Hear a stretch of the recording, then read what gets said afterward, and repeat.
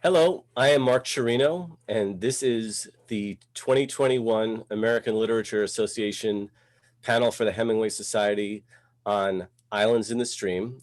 The title of this panel is Islands in the Stream at 51.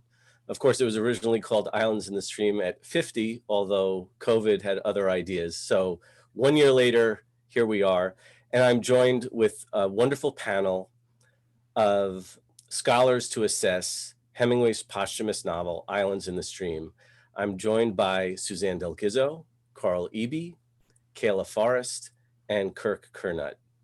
So welcome everybody, and I look forward to our discussion on Islands in the Stream. I thought what I would do is start with a quote from the novel and get everybody's reaction from it, and hopefully that will lead us into a conversation about some of the issues that are worthy of discussion. So here we are. And the quote reads, talking about the protagonist, Thomas Hudson, he thought that on the ship, he could come to some terms with his sorrow, not knowing yet that there are no terms to be made with sorrow. It can be cured by death, and it could be blunted or anesthetized by various things.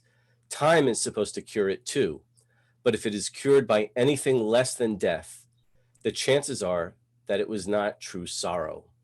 One of the things that blunts it temporarily through blunting everything else is drinking. And another thing that can keep the mind away from it is work. And so a lot of things from the novel as a whole are packed into this paragraph right here. So what do you guys see when you encounter this sequence? I just think it's a marvelously cheerful way to begin the discussion.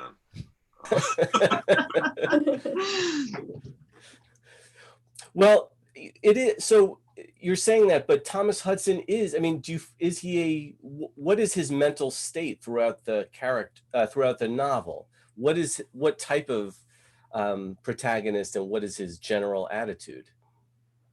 Well, this quotation occurs, when he is sailing to France to bury his two children who have died in a car accident with his ex-wife.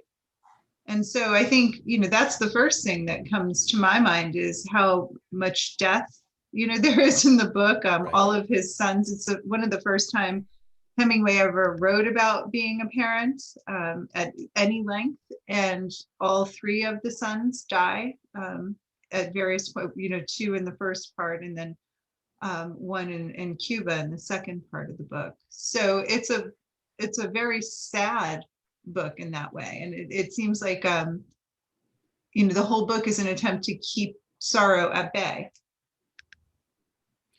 To me, he feels a little more defeated in his stoicism than maybe other Hemingway heroes, even coming on the heels of Colonel Cantwell. And I think the one thing that I would lament in this quote is maybe the equal space given to drinking as to working, because I do think that it reminds us that, in this period of time where Hemingway is writing the novel, he really is slipping away into his alcoholism. And I think the drinking scenes in the novel are to me personally, they're much more difficult to sort of, deal with than they are in The Sun Also Rises, for example. Well, Kirk, one thing on this before Kayla steps in maybe, is when he does give equal play to drinking and work, but it's also suggesting this passage that if you in Thomas Hudson's case paint, or his work might be being a soldier or his military duty, that the motivation for that is simply to keep your mind off of painful things. And do you find that a difficult thing to kind of reconcile? No, I would agree with that 100%. I'm all for the work part of that sentence. I just don't like the drinking part necessarily. Yeah. I think it's unfortunate because it just that final sentence perpetuates a little bit of the stereotype that I think kind of weighs down the reputation of this book. And I think especially in that middle section where you have the whole business at the Florida, it really solidifies a stereotype that I love to see sort of taken apart. Yeah. Kayla, do you have thoughts about this passage? Yeah, I mean, I think that it really echoes the pain that he's experiencing here. I think this section is interesting too because this is a ship that he's been on before. So to me, this is kind of interesting because before it was this sort of it was a place that was good for him, that he enjoyed being on the boat, and like going to France is something that he kind of comes back to in his mind. It's a place sort of respite from what's happening in at the present. So it's kind of interesting to me that he says that the ship in the earlier part of the passage is pleasant and comfortable, but it's also a hell, right? Because of the way that the pain that he's suffering now has sort of shaped it into this hell. So this place that was familiar is now hellish because of the pain that he's enduring.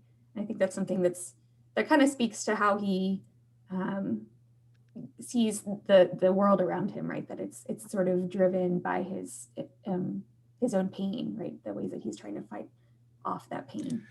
Yeah, it would seem to be a challenge. It was a 450-page novel, and he's looking to blunt and anesthetize his thoughts, and either focus on whatever has to be done, the adventure at hand, or focus on not focusing on some of the painful memories from the past, which, I mean, it would be a very hard novel.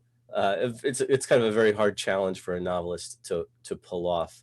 And one more thing before we move on from this quote, and that is to go back to something Kirk brought up, which is about the alcohol. And this is there, of course, The Sun Also Rises has plenty of scenes with drinking, but Kirk mentioned Across the River and Into the Trees with Colonel Cantwell. I mean, we're entering a phase. I mean, how much of this novel is soaked in the kind of the drinking of Thomas Hudson and others. And there's so much misdirection though there too, where you've got those scenes where everybody's talking about who's a rummy and who's not a rummy, and somehow not looking at Roger, not looking at Thomas Hudson, having a drink with breakfast, and that's a great... I mean, that's startling. There's also an irony to this passage too, because he claims that work can keep your mind away from your trouble. But this is Islands in the Stream is a testament to the fact that he can't help but run into his sorrow and remorse when he's working at Hemingway now. And also, of course, Thomas, Rosemary Burwell said, in her study of the book, that he descends into the iceberg in this work, and that mortality and memory ambush him there. So I think, this is an example of how he's losing work as a place where he finds respite. I wonder if earlier in his career, if instead of blunted or anesthetized, he might have used the word controlled, because there's that word anesthetized just kind of leaps out at me. And I think previous, if you think of Jake Barnes, the idea of having an order, of having a routine, of being committed to, or Nick Adams in Big Two-Hearted River, you can think of that sort of structure as controlling. It doesn't really blunt pain, it just controls it. So maybe those word choices stand out a little in late Hemingway. Interesting. Yeah, Suzanne. Connecting that to Hemingway's situation when he started writing the book, one of the questions is, why do all the sons die? What's going on? And of course, he's writing this after his work or his time with Buck Lanham in World War II in the Hurtgen Forest, and where there was unbelievable carnage. And Susan Beagle points out in her really wonderful essay about sharks in Hemingway, that when he came back from that experience, he had another concussion. He was writing backwards, and there's a letter she quotes where he talks about waking up in the night and taking a drink because things just get so bad. So I think that might be part of what he's trying to anesthetize or cauterize, is that experience in World War II, and sort of I think Susan calls it the legacy of loss and carnage that it left him with. I'm thinking of The Giant Killer of Robert Jordan, and totally different way it's presented. That's a good way to get us going. And so maybe just taking a step back, I remember we were having a conversation recently about which Hemingway books and which Hemingway short stories appear on syllabi and which are taught, which are in the current critical conversation. And you'd have to say nobody teaches Islands in the Stream. Really, nobody reads Islands in the Stream. And that's part of the purpose of this kind of discussion. So maybe one of the things I would like is if we could all maybe make an argument 51 years later, what is worth reading, worth knowing about Islands in the Stream? Where should we start in a conversation like that? Well, I do think there are some magnificent moments in it. I think, the most famous passage is the son being initiated into the experience of the epic battle with the fish. And you can sit there and think that for however negative the reputation of this book is, you can read those pages and you can feel him just kind of click in with his with his talent right there. I think that's just a marvelous scene. And I would argue that the last section is kind of underrated. I mean, I think we deny sometimes that Hemingway was really good when he wanted to at writing kind of pop culture adventures, and the whole submarine pursuit and the whole business on the island and the ambush. To me, those are very suspenseful. And honestly, they remind me a lot of To Have and Have Not. Yeah. Do you guys want to comment on those two observations or introduce new ones of your own? One thing that interests me about the book is just the way in which you kind of see Hemingway at work. Because this feels like a much less planned novel. It's not like, okay, he had a plot that he wanted to work out. I do think it's kind of woolly and experimental. He's trying out one thing and another thing.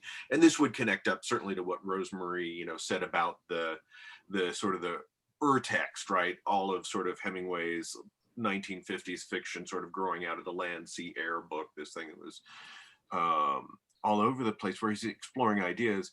And so, I think it's very interesting for where it leads, whether that's going to be to Old Man and the Sea or to the Garden of Eden. And you see a lot of those various ideas developing. But it's almost like he's testing the waters in various ways. It doesn't make a structurally satisfying single, aesthetic work for me, but it's interesting. It struck me, not to bring up To Have and Have Not again, but it struck me as very similar in form to that. You have three sort of overlapping stories, and I do think that those juxtapositions make for interesting angles of friction that would not be there if he had kind of carved out a linear storyline. Well, Kirk, when you were saying the sequence that's often disparaged, which is the at sea, the last part, and you think I think you called it writing sort of pop culture adventure or something along those lines. But at the same time, maybe the reason that it's disparaged is because he's supposed to be hunting Nazis.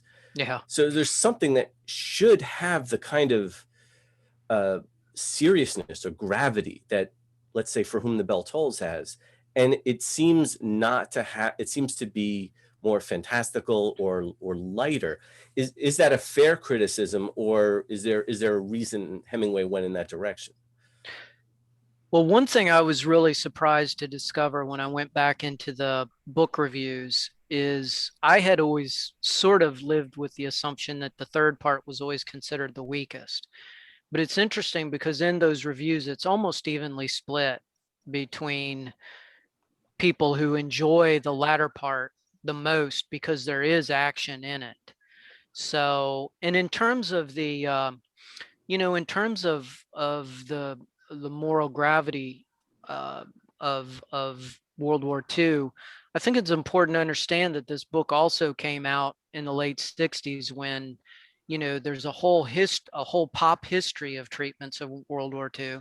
I did not look up when Hogan's Heroes first debuted on TV, but I assume it's in this era, although there are no reviews linking these novels. But, we all know that there are any number of dime store novels from the 50s and 60s that are about Nazi hunting, and all of those popular magazines out of the 50s that David Earl collected. You can see all kinds of images that drift off into sort of sadomasochism with Nazis. That's sort of fascinating. So I think that element of Hemingway is always there in many of his more popularly tinged works.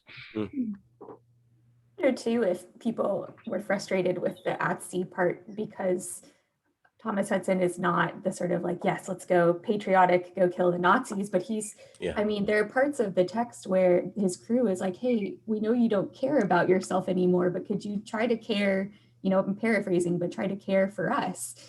He's so deep in his depression and he's trying to sort of hang on to this idea of duty because he's lost everything else, that's not a great, American hero kind of narrative. It really, contrasts with these sort of heroes that are in like the sort of narratives you're talking about. Yeah, and if this, as the first quote suggested, if he's doing this as just an elaborate plot of distraction, self-distraction, nothing, that's important to know, but that would certainly make it a big, Robert Jordan said, this is the future of the world if I'm successful or not. Hudson has no such claims. What Kayla said just reminded me of probably a better analogy than Hogan's Heroes. Islands was the number 3 best-selling book of 1970, even though it came out in October. But one of the best-selling books of 1969 was Slaughterhouse-Five. And I think there could be some really productive readings of Islands in the Stream, putting it up next to that. And what Kayla says about him struggling through his depression and trying to, find a sense of duty in, or a sense of coping through duty. I was really struck by this ending passage, about the, pardon my French, but the chicken shit bullets. And why did those poor bastards ever make that error on Massacre Key? Why is this happening? They could have surrendered and been all right. I wonder who was the one who came out to surrender to the Aira shot. He could have been like the boy they shot at Massacre Key. Why do they have to be such damn fanatics? We chased good and we will always fight, but I hope we are not fanatics. And, that's an interesting sort of statement about war. It echoes back, I think, to a lot of those Nick Adams passages. But it also would be interesting to set up right beside Vonnegut's treatment of his own experience in Dresden. Interesting, yeah. Suzanne, are there other strengths that we should keep in mind as we approach the novel? Well, I tend to think of it a lot of the way that Carl does, which is it's really Hemingway at work, moving through concepts and ideas, and some that leads to some spectacularly bad writing and some spectacularly good writing, all next to each other. And one example of that, Cuba, second section is just completely brutal. I mean, it's the language is so coarse and the whole thing is just so completely unredemptive, except at the very start of it, where he talks, I think it's got to be close to 10 pages about Boise, his cat. Yeah. And, it's a really incredible passage, the intimacy and love for this animal. And also the fact that its nickname is Boy. And so the whole time he is expressing affection for Boy, he's thinking about the son who brought him into the home, who now the cat has outlived. And it becomes such a powerful scene. And it surprises you because you don't quite expect it. So that, and I would also just say the fight scene in the first section is probably some of the best writing I think Hemingway ever did. The brutality of that scene, the way that it escalates, the meaninglessness of the banter and the way that the scene escalates. It captures something very real about the way human beings interact. So, but then you have all that side by side right after Boise with this horrible memory about a woman on a ship that, princess, and the writing just degenerates into sort of some version of soft pornography that is very poor. So I think, to my mind, you just have to approach the book as if you're seeing somebody's artist studio, the good stuff and the bad stuff. Yeah. Can we go back to the fight on the docks that Suzanne was talking about? It just seems like it's a very prominent scene. And it's one that when you finish the book, it's still stuck in he really commits to that. It's a long piece of long set piece. Mm-hmm. Any other reactions to that? Is that cringy? Is it gratuitous, or do you agree that it's a strength of the novel?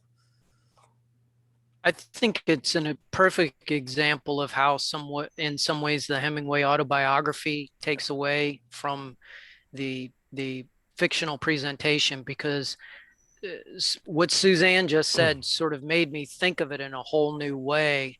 Whereas I think as a reader, I'm kind of conditioned to think about the inspiration for that and the famous fight on the docks in Bimini, and that's always presented as, oh, there he is again, kind of, and that was mid 30s or whatever. That was just the sort of bumptious Hemingway. But I think fight scenes are very difficult to write. And I think Suzanne's exactly right that he conveys a sort of primal violence that exists between humans. And I don't particularly find that scene kind of glorifying fistfights at all, in the way that I think that story suggests that Hemingway, the autobiographical story, suggests that it did. Yeah. Especially with what happens after, when Roger is kind of like talking about it and hashing it out with Hudson, that it speaks to that humanity, that he knew what he was doing, right? But he sort of wanted to do it and also knew it was bad, and like had all these very conflicting emotions about it. I think it really speaks to that humanity too, that it isn't just like a gratuitous violence, that it speaks to this really deep inner conflict, right? Yeah, and I think, Kayla, to that point too, it's just, there's that moment when Hudson says to Roger afterwards, if you could write the way you thought about the fight afterwards, right? It's that retrospect, that there was, that would carry you. There's also a weird humor to this scene, though. People sometimes say that Hemingway's not funny and as a writer. And recently at an event we had, Valerie Hemingway pointed out that he was very funny as a person, or at least she found him funny as a person. But in this scene, I don't find his writing particularly funny most of the time. But this scene, there is an incredible humor to the character Rupert when the rich guy comes out on his yacht and he says things like, "I bet you're the terror of the racket club. Where'd you get such a fine body?" I mean, it's really, very, very funny. And it shows you the way that, people jibe at each other. It's a to my mind, a really good scene. It takes you through all kinds of emotions.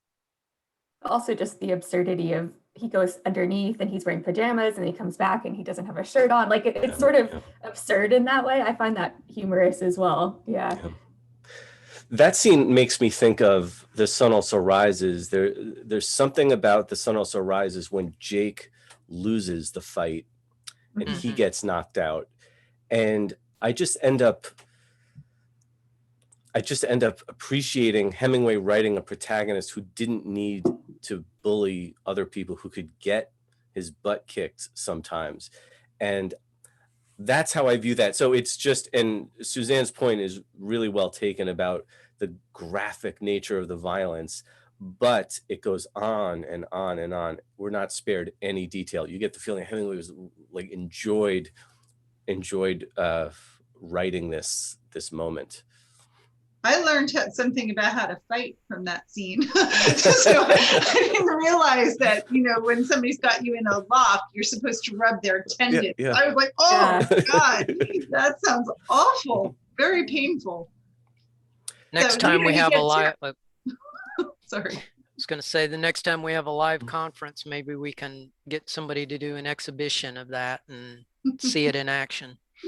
I think graduate students would volunteer to see for that. Yeah. One of the things, and some of you were mentioning about this, the Hemingway as a writer, it's almost like you can see him, the art being made as the novel goes along. Well, one of the things we can't ignore is that it's a posthumous work. And Carl, I wonder if you could say a few things about, maybe we can talk a little bit about what we know about the composition of the novel, but also the editorial process. The note that we get at the beginning of the novel from Mary is that it's Hemingway's novel, and it's, it hasn't been tampered with, nothing's been added, etc. How true is that, and what do you make of the writing process of the novel? I think it's certainly much less edited than the Garden of Eden was, in the sense, that like 60% of the Garden of Eden gets cut out, but also that somebody like, Tom Jenks editing the Garden of Eden is going to trim the actual sentences often in ways that he thinks improves the sentences. There's a lot in Islands in the Stream that we don't end up seeing. There's passages in the Scribner's Archive at Princeton, for instance, where you see Thomas Hudson flying with the RAF. There's what's been published as The Strange Country in the Complete Short Stories. There's two passages that sound just like the Garden of Eden, with the hair trimming and Hudson swapping sex, becoming a girl with Tom's mother, whose name we get, Jan, or two whole chapters of that get cut out. But I think Hemingway did that cut. Hemingway's the one who put the big X through that and wanted that out. Frankly, I think the novel would be a much more readable trade press novel if it had gotten the Tom Jenks treatment and stuff like that. But you would have lost exactly this virtue we've got, which is seeing Hemingway try out all these different ideas that do go to different places, in the 1950s. And a lot of these ideas that do end up in places like the Garden of Eden. Tom's mother, he's calling her a devil and all this stuff. I mean, it's if you start looking for the connections, they're all over the place and things like this. The RAF sequence that you're referring to, what's of value in there? Do we learn anything about Hudson, or does Hemingway make are there any moments that we should all know about? He's thinking about his blood pressure and stuff. Oh, is that right? Why was it left out? What I saw in the Princeton collection was very fragmentary. So I think there are sections I have not seen that would connect this up to the other stuff. And it seems not just like, okay, well, how does this fragment connect with the rest of the manuscript? it does seem like the fragment that I'm seeing, or that I've seen it at Princeton, is not even a complete fragment. It's not everything that he wrote there. And he's so famous for retaining everything he ever wrote, but it's also not true. He threw out big chunks of the Garden of Eden, at least, or they ended up somewhere where we do not have access to them today. And I think that's also true of Islands to some degree. There's some stuff that's just missing, I think. Yeah.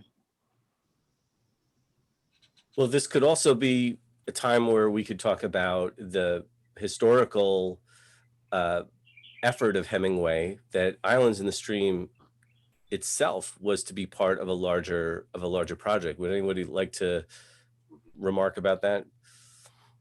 I just think it's fascinating to imagine if he had, produced in the early 50s a 1,000-page novel, kind of like as big and baggy as what Norman Mailer could easily throw off in his later years, and ask how people might have received that. Imagine if there was, it's very typical of modernists in the 50s to have these kinds of elemental symbolism driven works, and everything is coded and everything has a place in the design. And it's an interesting exercise to think what would have been the reaction if he had been able to pull all these 4 parts together. So Hemingway was hoping to write about the war through land and sea and air, and with the epilogue of The Old Man and the Sea. And it was going to be the kind of sprawling work that he deplored when other people tried doing it, like Norman Mailer or James Jones and things like that. He was the one who had license to do it. And it seems like Islands in the Stream as a standalone to that. Any other thoughts about that? Well, I often think, oh, go ahead, Kayla. Oh, no, go ahead. That's fine. Oh, I was just going to say that I often think about the fact that Old Man and the Sea grew out of Islands in the Stream, and you have, the 2 big fighting, for the fish, in both scenes, and the fish is lost. But there's something so much more serene and stoic with a little bit of redemption, in Old Man and the Sea, in a way that, this work is completely devoid of the kind of gravitas, for lack of a better word, of Old Man and the Sea. And so I just wonder how he imagined them coming together. What was the thinking between these 2 parallel fish scenes? What's going on there? Yeah. Kayla, thoughts? Yeah, to echo what Suzanne was saying, it would be interesting, I think, to see how people would react to the book with that, the Old Man and the Sea section too, because it is very redemptive. And it's interesting the way that I think critics have also talked about that. Like, I think it was Christopher Ricks that said he salvaged Old Man and the Sea. Yeah, right. That word being very, specific. That I do think that there's, sort of a critical sense of the Old Man and the Sea being the superior section. And it also seems like Hemingway was in some ways, kind of struggling. He called it, what is it? Carlos Baker says he calls it a welding job to put the 3 sections together. But I don't know. It's interesting to think about what it would have been like with all of those sections together, as opposed to just the 3. And O'Brien does not agree with you about Old Man in the Sea. In the Hemingway documentary, she dares to say it's not the finest flower on his grave. That's true, yeah. I loved when she said that. I had to keep that in. Well, one way of maybe bridging those 3 narratives is to think of it as it's dramatizing a very kind of Western theme that modernists were all preoccupied, which was the burden of consciousness, and the idea that if I could only find some sort of escape from my awareness in the primal, in that routine, in that work. So part of the reason that Santiago seems so archetypal is, he doesn't have these, he certainly doesn't have the preoccupations that David has in the Garden of Eden. And Thomas is almost in the middle of those two, as the sort of aging Western male, American, quite honestly, figure. So, that's maybe one way to think of how they would have come together, is through that theme of the consciousness. Yeah, and as Hemingway wants to escape that, I think. Yeah. I think, Carl? yeah, I was just going to say, it's interesting to come back to the initial quote you gave us at the beginning about work as a way of anesthetizing. But it's almost like he thought through that some more by the time he gets to the Garden of Eden, where you see David using work as a way of working through something. But then if you look at the actual text of Islands in the Stream, it is much more Hemingway working through things than, I don't think Hemingway's anesthetizing anything.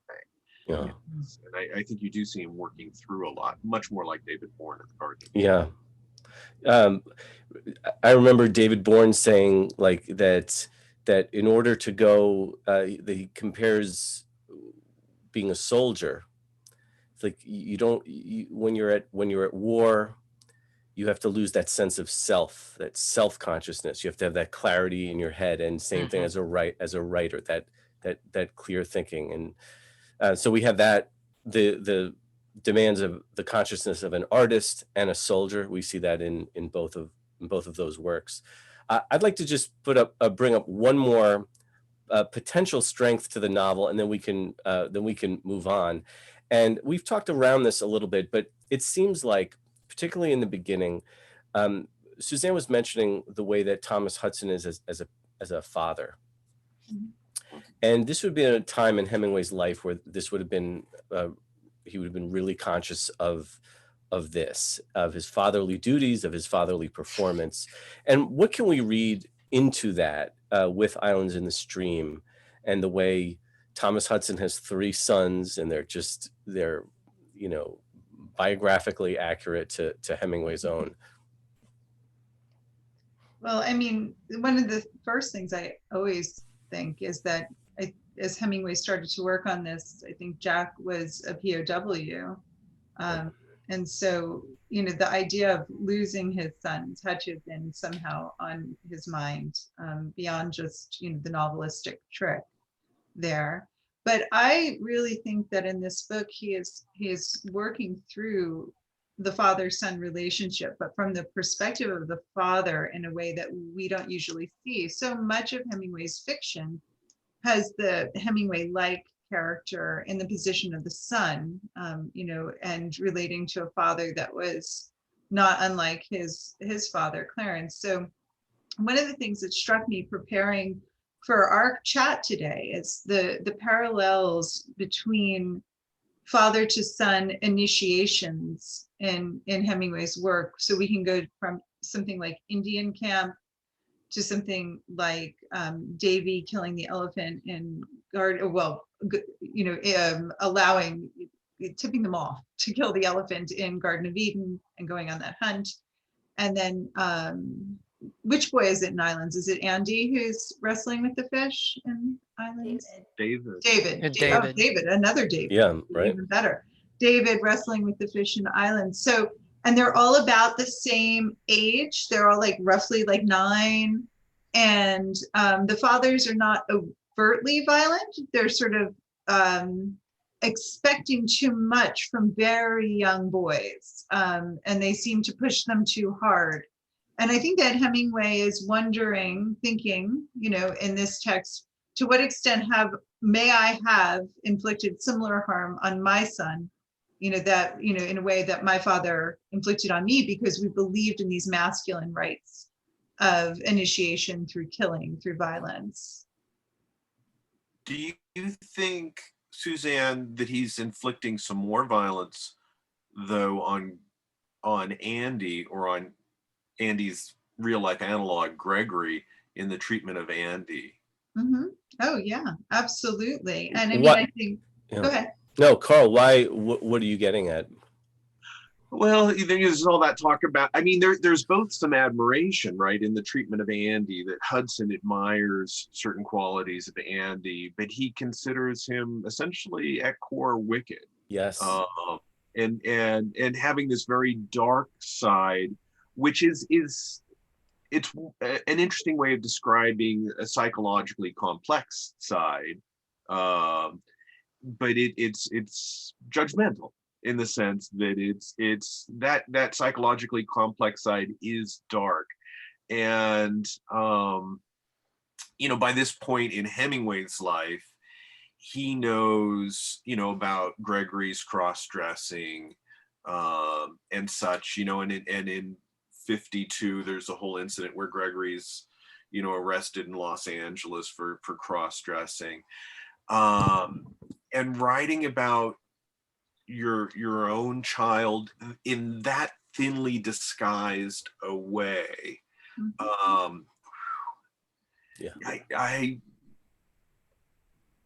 don't know if I were Gregory reading that, how I'd feel about that. But he does say that he identifies with Andy, that Andy's the son who reminds him most of himself. And so it might have been, it's a very selfish way to deflect, his own concerns about himself. And, I think it was, Greg says in his book it's in an interview with Paul Hendrickson, I think, that that Hemingway destroyed Patrick, just like, not, and so I think there's all three of the sons. The problem is they have to witness what he does to each of them. Yeah. And, Tom in that scene where David's fighting the fish is saying, Dad, is this a good idea? I don't want to lose my brother. I love him so much, to this fish. So there's this weird energy around, everybody seeing it, but not saying it to each other. Yeah. I think so. It makes me think about that strange tribe comment, of course, that gave, John Hemingway. Yeah, I was thinking of exactly of that myself. Yeah. Go ahead. Go ahead, Carl. Which comment? It's when Hemingway first discovered Gregory wearing a pair of his mother's pantyhose. He said, "Gregory, you and I belong to a strange tribe," which is that implicit identification. And so it's interesting. I think that Hemingway tends to make things abject in Gregory. That is, push them off, denounce things of himself that he sees in his son. Yeah. Those are all excellent points. I wanted to add one thing about being a parent that I think Hemingway really captures in Hudson. And he captures, to me, the pain of being a divorced parent, where he absolutely adores his children, but at the same time, he is already anticipating the pain of when the children have to return to their mother. And so it's almost like I can 99.99% commit, but at the same time, I am feeling already the preemptive pain of that. So that, I think that's done. I don't know any other place in Hemingway where it's captured with such subtle precision. Marie Burwell talks about that, like Roger and Thomas and that dynamic too, and how Thomas has that distance from his sons, that emotional distance, but also at times like a physical distance, right? He's like, that's right, sort of above them on the boat or looking out at them swimming. Whereas Roger is, not as serious with his work, or Thomas doesn't think that he's as serious with his work, but he's connecting with the boys. Like he says something to Davy that Thomas doesn't hear after the fishing incident, right? They have this intimate moment. And it almost seems like we have these sort of two sides of fatherhood, right? Yes. With sort of the writer and his work and wanting to dedicate himself to that and that profession, but then also like, what does it mean to be a father? This sort of like conflict between those two things. Yeah, that's a great point. Roger's role serves in a way that Thomas can himself. I think these have all been very convincing arguments for some of the value, and along the way we couldn't help talk about some of the shortfalls of the novel. I don't know if we're a negative group or the novel, some of those shortfalls are inescapable. I guess this sequence, if there are things about the novel that we haven't talked about that address some of the weaknesses, I want to throw one thing out there, and Suzanne brought up something like this at the beginning of the novel. Looking over the novel again, in the Cuba section particularly, but also elsewhere, but in the Cuba section particularly, the dialogue goes on and on and on. And this is somebody who has spent a lot of time with Across the River and Into the Trees. So I don't want to be hypocritical here, but Hemingway, how do you view the dialogue in this novel? Is Hemingway in love with the sound of his characters' voices? Does it advance the novel? How do we assess that? I think compositionally, if you look at all of his works, that tends to be a trait. And when he would go back and when he was very careful and vigilant about revision, that he would find where it crossed that line. So, if you look at some of those deleted sections of The Sun Also Rises, I think they're just as guilty of that. And that may be an issue of the way that it was edited, that they were unwilling to sort of chop out some of the superfluous part.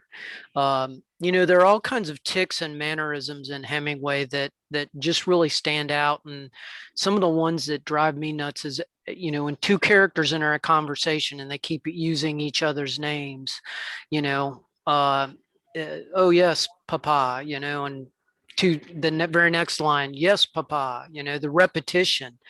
There's a weird kind of repetition compulsion in Hemingway when he writes dialogue that, Virginia Woolf pointed that out as early as 1928. And it's just a very strange question of where psychologically that what is driving that. Yeah. Anything else about the dialogue or other tics and compulsions that we can talk about? Hemingway's Not Your Own. Why does he always have to say Thomas Hudson? Yeah, there you go. That was exactly the next thing I was going to point out. Because it worked so well in For Whom the Bell Tolls, and with Robert Jordan, and there's almost a familiarity or a vulnerability calling a character Jake, or calling a character Nick, as opposed to the formality of referring to him as Thomas Hudson or Robert Jordan. And I think it's a distancing device. It's almost like Hemingway did not want to open these men up to his readers. But it does drive you nuts. I mean, it feels so stilted in a lot of ways. Is that also how you feel when you read For Whom the Bell Tolls, or is it worse with Islands in the Stream? I think I feel like it's worse with the post World War II texts, personally. Yeah, I agree. I mean, there are other tics to distract you, and For Whom the Bell Tolls. Yeah. That's a different panel, Kirk. Yeah. Anything else? So what else about, again, there's no need to be overly negative, but is there anything else that you think, what do people complain about with respect to the novel, and how can we either agree with it or offer a correction? I would express a lot of disappointment and frustration with the reception context, because I think that reviewers were just absolutely kind of unreflective about looking at the historical moment in which they were writing and trying to understand that this was a 20-year-old manuscript, and that it was not gonna ring contemporary. when we talk about the masculinity in the novel, it just strikes me that within a couple years of this novel, again being one of the best sellers of the year, you have all these books about the liberated man and the, kind of the new masculinity that was supposed to be more sensitive and all of that kind of hokey 70s pop psychology stuff that you just get the feeling that would have really the grandparents' generation that would have been Hemingway's son's generation, those are all the people that the baby boomers are rebelling against in the late 60s and early 70s. So it's really easy to understand why a lot of these sort of reviewers that were born in the 30s and 40s just really couldn't get their hands around this novel or dig beyond their initial reaction to it to find something deeper to say.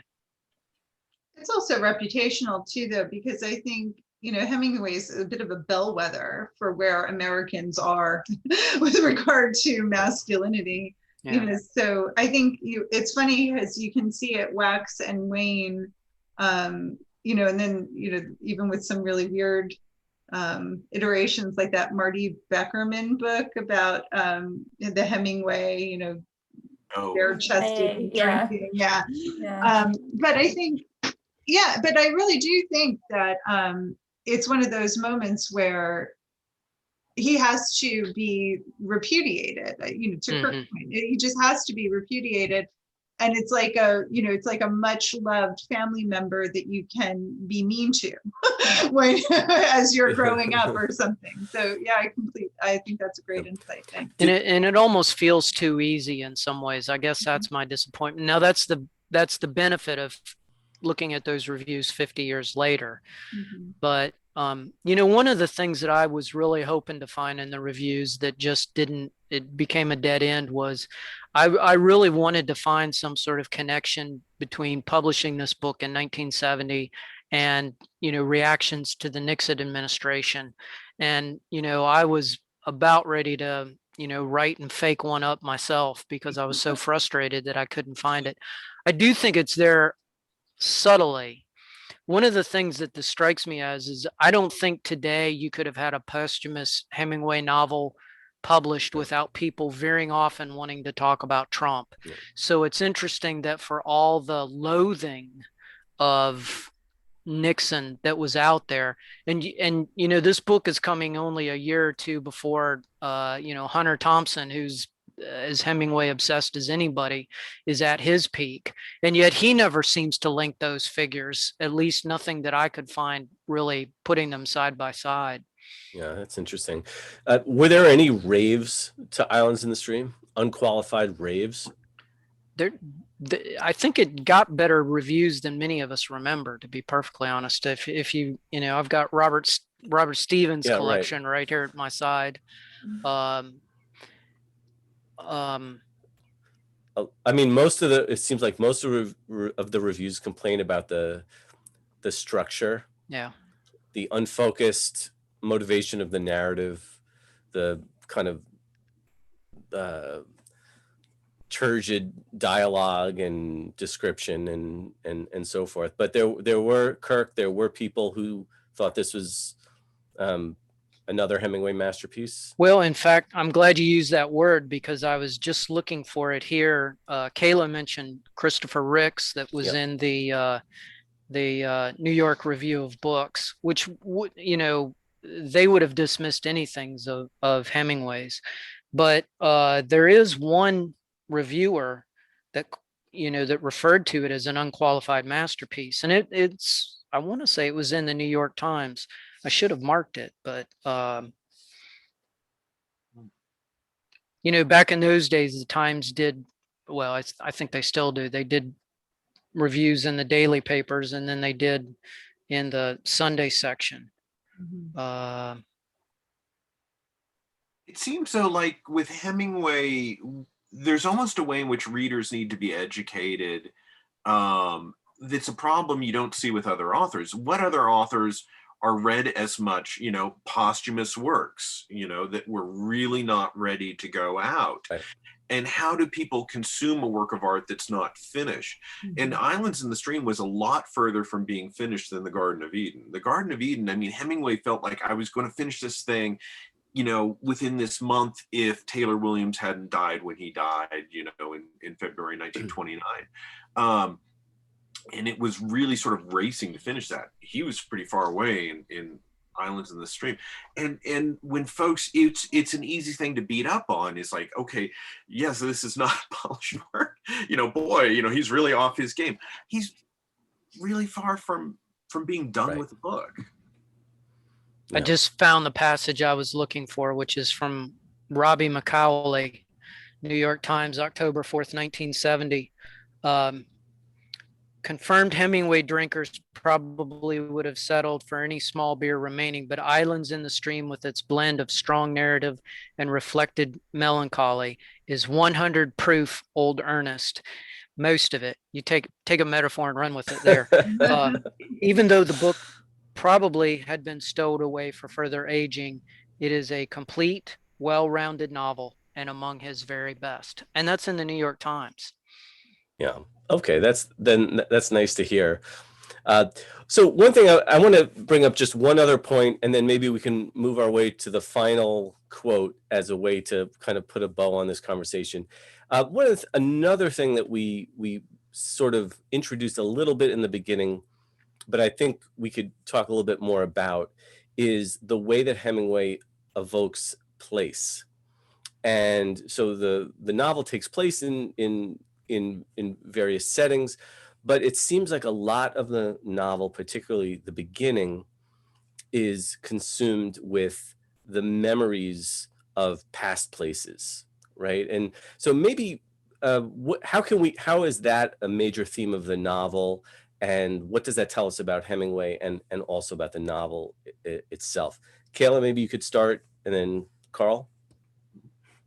So, I mean, one of the things that stood out to me with Islands in the Stream is this line that Thomas Hudson says to Roger when he says that this is a good place now, and maybe it won't be later, right? That he's sort of indicating that this is a good place because of the boys, because of Roger being there. And I was really struck by that term, just like calling it a good place, because we see this, I think, in a lot of different Hemingway texts, of this identification of places as being good. And it seems like he sort of sets up in the Bimini section a sort of idea of what a good place is, that it's not just the environment around you, which is, you know, the environment of Bimini is clearly very, you know, just like a lovely place to be. He feels very comfortable in his house. He mentions that it's his quartier, like he feels very comfortable there. But there's also this aspect of the boys, like that the presence of the boys there that kind of evokes his love for them, and his enjoyment of being around them, even at the same time that he's sort of distancing himself because of that impending loss that he knows will happen. That it's really the boys and Roger and their just sort of enjoyment of this place that makes it a good place. It's not the work that he's been dedicating himself to, even though he does maintain those routines, but it's them. And he recognizes, and he calls it a bad thing that he doesn't live with the boys, right? So he's in some ways seems like he's trying to make up, to be a good father in this moment, and he has this opportunity to do so, and he knows that it's not going to last, but the relationship of them being there, the ability for him to sort of experience this with them, makes him realize that it really is them that make it a good place, and not his sort of routines and structures that he set up for himself. So that was something that stood out to me, this sort of like definition of what a good place is, and and how we can see that in other Hemingway texts too, the ways that Hemingway defines places as being good. Yeah, we've heard Hemingway ruminate on what a good place is, other parts in other areas of Hemingway too, haven't we? Mm-hmm. Yeah, Carl. One of the things I think that interested me just was, you know, that one of these good places, you know, is Paris, right? Yeah. That's, I mean, this is a book, you know, you're in Bimini, you're in Cuba, but so much of the book is really consumed by memories of Paris, going on about, who young Tom knew when he was there, and I knew Mr. Joyce and I knew Mr. Pound and all of this, and it's kind of comical. And he's clearly sort of basking in the glow of the reflected glory of having known these great names, but of course indirectly, that's Hudson basking in that glory, or accumulating that glory, being associated with these elite artists. But of course, it's Hemingway being associated with all of those elite artists and such too. And it's kind of comical to hear young Tom, who was, just a tot when he knew Mr. Joyce and was great friends with Mr. Joyce and all of this. But it kind of made me think about how young Hemingway was, when he went over, just so young, 21, 22. And these writers, like Joyce and Pound and Ford and folks like this, being 15 years old, 20 years older than he was, and this just fits into partly, that the novel's obsession with memory, with nostalgia that can kill, with, so much of it happens in Hudson's head as he's ruminating. It's so interesting, to think of Hemingway as one of these authors who you think who's going to show, not tell. There's tons of telling in this novel, because it's just Hudson's memories and thinking. And of course, then there's the two chapters I mentioned before, where Hudson's remembering his first sexual encounter with Tom's mother, where they go off to Switzerland and cut their hair identically and all of this. Again, tons of these memories of France and of Paris. And so this power of this good place over him, it's something that he kind of carries with him, and that shapes the way he is in Bimini, where, when they make potato salad, it's going to be the kind of potato salad they used to have at the Brasserie Lip, and he thinks of Bimini as his, quartier, or whatever, his quarter of where he lives, but still in very Parisian terms. It's a powerful presence there that obviously is going to lead. It sort of lays the groundwork for what will become, the Garden of Eden, what will become a movable feast later in his career. Yeah. That's fascinating. Kayla, do you have something? Well, just kind of feeding off of that, the ways that we see later in the sections in Cuba and in at sea, the ways that he's sort of fighting off those memories of these good places. So, he starts thinking about Paris, and he kind of stops himself, like, don't think about that. And thinking about the boys and trying not to think about the boys. And this summer with them is really a pivotal moment if we think about his sort of memories of them all together, that it was really a special time, but he seems to be stopping himself from, remembering that, from going back to that good place in his mind later in the other sections of the text as well. What's interesting about that, though, Kayla, is like, take those two chapters that he slices out that are more or less like, the Garden of Eden and all of this.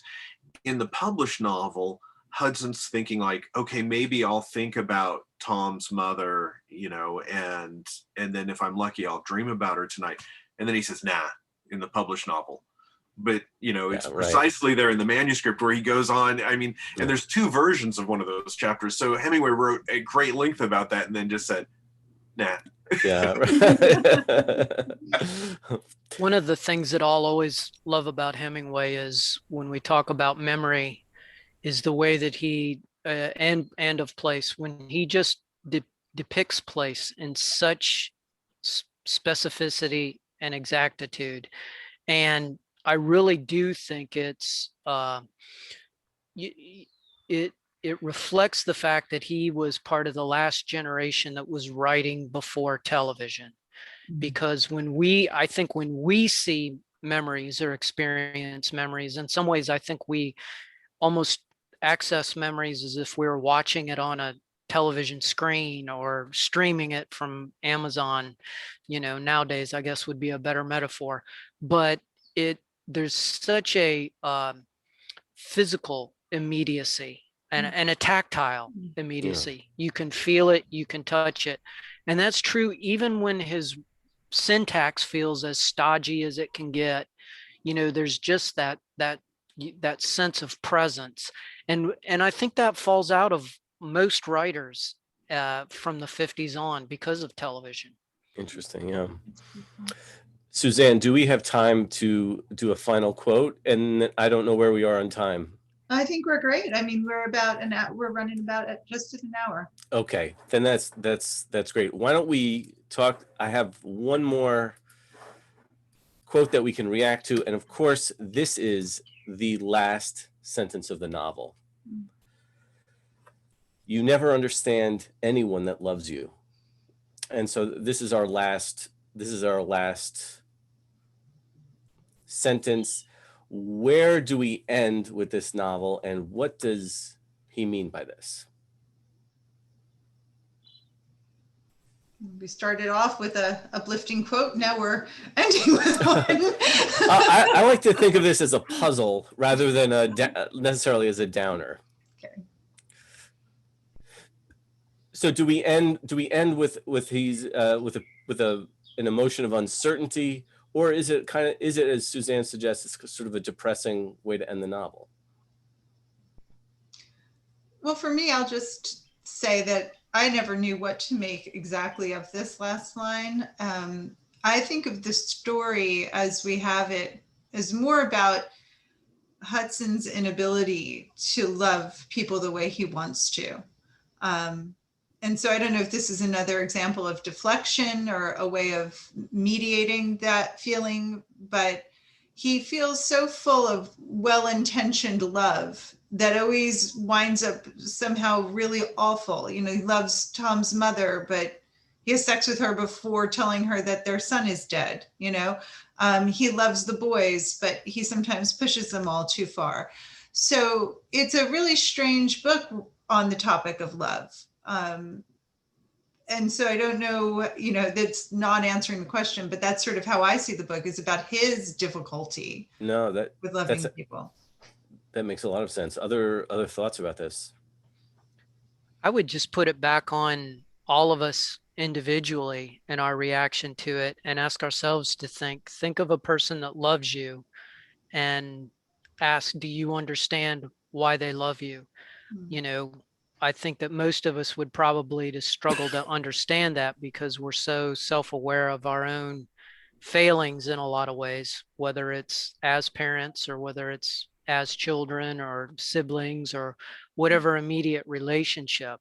And I think it's one of those great sort of puzzle ending sentences to end on, kind of like the ending line of The Sun Also Rises. You just sit there and you go, okay, I sort of think maybe I know what this means. I don't like what I think I know it means, but it just kind of feels like the last little bit of heartbreak there. I wonder, I mean, to what degree do we understand anybody, but especially the people that we're closest to? Because I think whenever you think you understand somebody, I mean, you're oversimplifying them, right? Yeah. And the hardest people to oversimplify are the people whose complexities you start to have some inkling of. Well, there's a vulnerability with being loved. I mean, you have to accept what from the outside can appear that person's control or pushiness or demands or whatever. And not to make this too gendered, but I do think there is a certain type of man out there, maybe not so much anymore, but if I was not a child of divorce, but I have many friends my age who were, and almost to a T, they talk about how their fathers they could almost watch them receding out of their lives in some ways. And, you just want to grab some of these old men by their lapels and say, kind of like Faulkner in the one story, old man, have you not ever loved enough to really get it? And the answer, I think, is it's almost a self-punishing kind of thing, I think. And again, I don't want to make it too gendered because I think there's I think that dynamic is there in mother-daughter relationships as well.